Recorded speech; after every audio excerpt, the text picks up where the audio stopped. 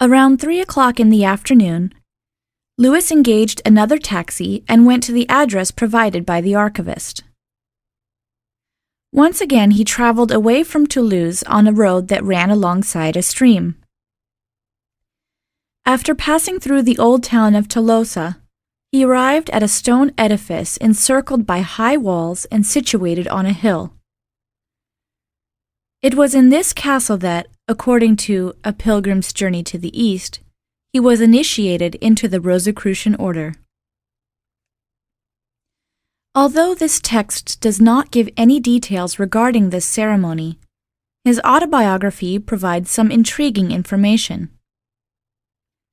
We learn that the person who greeted Louis was Count Renaud I de Belcasseline, an elderly man who lived here with his widowed daughter and whose means of living were modest, despite his noble origins. Speaking perfect English, he conducted Louis to a drawing room where he questioned him about the psychic research he conducted in America, and showed great interest in his visitor's previous mystical experiences. At the end of the interview, Count de Belcasseline informed our pilgrim that the moment had now come for him to be initiated, and asked whether he felt ready to confront the terror of the threshold. He was then led to the second floor of the chateau, where he was shown what remained of an ancient Rosicrucian lodge. The Count indicated that this temple had not been used for more than 60 years, although it had been visited by a few Freemasons on several occasions until 1890. His father had been the last presiding officer. The conversation continued until the Count stopped before an iron door to tell his visitor that he must now enter 3 chambers, one after the other, alone with God and his master. Carrying out the command, Louis entered the first room, an antechamber. He then went into the second room, a darkened place where he underwent the test of the threshold. He then had a mystical experience where he sensed once again the presence of the invisible being who had manifested to him the previous year. He finally came to the third room where the Count awaited. The latter explained to him that this room no longer had the decorations or furnishings it once had, and consequently he was forced to adapt the initiation ceremony. The Count led him to different places in the chamber and communicated the secret meaning of this ritual. Now considering his visitor to be initiated, the old master led him into a little room. He recommended that the young man lie down because he needed to rest in this room a few hours before meeting several other people. H. Spencer Lewis sat on a couch and dozed off. Upon awakening, he realized that he had slept for 3 hours. While asleep, he had dreamed the ceremony he was about to take part in. However, this time around, it was not the Count who conducted him, but the master whose presence he had perceived in the second chamber. After a short time, Belcasseline introduced him to 3 elderly men whose forebears, as well as themselves, had been members of the Rosicrucian order. At the end of this conversation, Louis was led once more into the former lodge, where the Count placed around his neck a cross adorned with a rose, thus signifying that he was now charged with the founding of the order in America.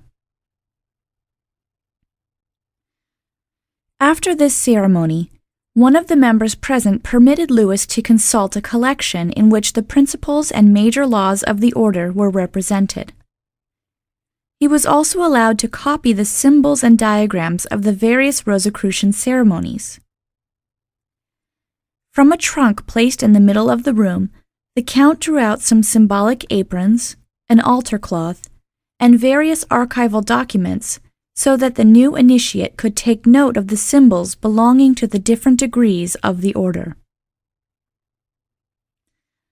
Afterwards, the necessary information for the establishment of Rosicrucianism in America was communicated to him.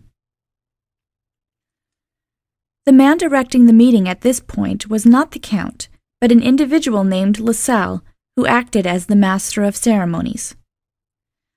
Although the spelling of his name differs slightly, might this not be Clovis LaSalle, the photographer Lewis had met the same morning in the Gallery of the Illustrious? We would be tempted to think otherwise, seeing that the latter described the master of ceremonies as being the author of numerous historical documents, whereas we know that this photographer wrote no books. However, it is possible that his statement alludes to innumerable photographic works concerning archaeology and prehistory that were produced by Clovis LaSalle. Whatever the case, the Master of Ceremonies informed H. Spencer Lewis that he was now in possession of all the necessary instructions, but that other inner experiences were yet to come.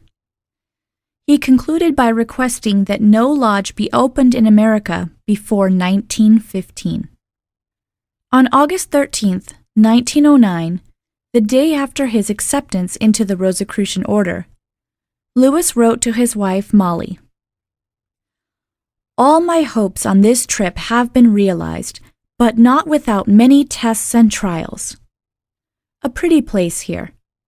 I have taken plenty of photos of the old fortress where I have participated in many strange ceremonies that I have never seen. At last I am in the R&C, thank God, but the oaths and vows are severe. How many in America will I find to keep them with me?" A few days later, on August 26th, when he was about to return to Paris, Lewis received a letter from Clovis LaSalle. On the following Monday, Aaron Lewis and his son traveled by train to Paris. After a stop in London, where they visited the British Museum, they boarded the White Star of the MS Adriatic Line on Wednesday, September 1st, and sailed for New York. For Harvey Spencer Lewis, it was the beginning of a great adventure.